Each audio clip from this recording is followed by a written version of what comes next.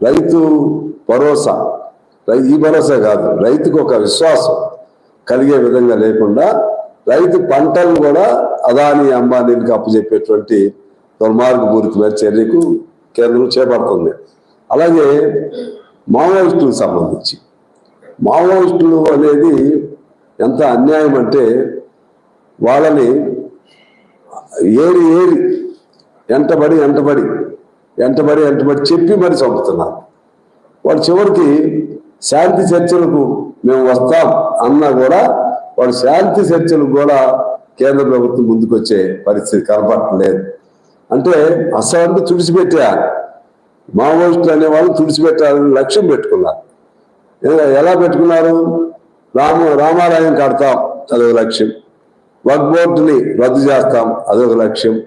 అలాగే పౌరసత్వ చట్టాన్ని మారుస్తాం, అదొక లక్ష్యం. అదేవిధంగా కాశ్మీర్ని దాని స్వయం ప్రతిపత్తి లేకుండా చేస్తాం, అదొక లక్ష్యం. ఇప్పుడు లక్ష్యం ఏంటంటే మావోయిస్టులు.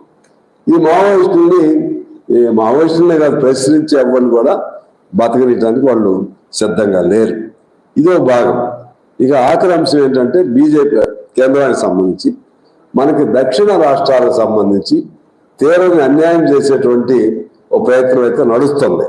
ఇక్కడున్న బీజేపీ నాయకులు చెప్తున్నారు అదేమి ఉండదు అని, కానీ వాళ్ళు చెప్పాలి స్పష్టంగా.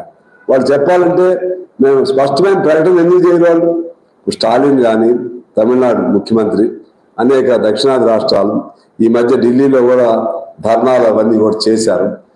మీరు బీజేపీ ప్రభుత్వం మా విధానం ఇది, మీరేం భయప్రాంతం గురి కాకండి, మీరు కూడా భారతదేశంలో భాగమే, మీకు అన్యాయం జరిగే ఏ పని చేయమని అనటం కాదు, ఏమి చేస్తారో కూడా చెప్పాలి.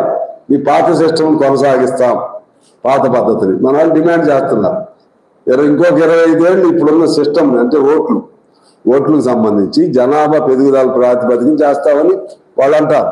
జనాభా ప్రాతిపదికన అంటే దక్షిణ రాష్ట్రానికి నష్టం జరిగింది. మనం ఏంటంటే కుటుంబ నియంత్రణలు ఇవన్నీ పాటించాం. కుటుంబ నియంత్రణలు, లేకపోతే ఆర్థికంగా చదువులు, దానివలన జాగ్రత్తగా ఉండబట్టి ఇక్కడ జనాభా నియంత్రణలో ఉంది. దాని మీద బేస్ చేసుకుంటే మనకి చాలా సీట్లు తగ్గిపోతాయి. పార్లమెంట్లో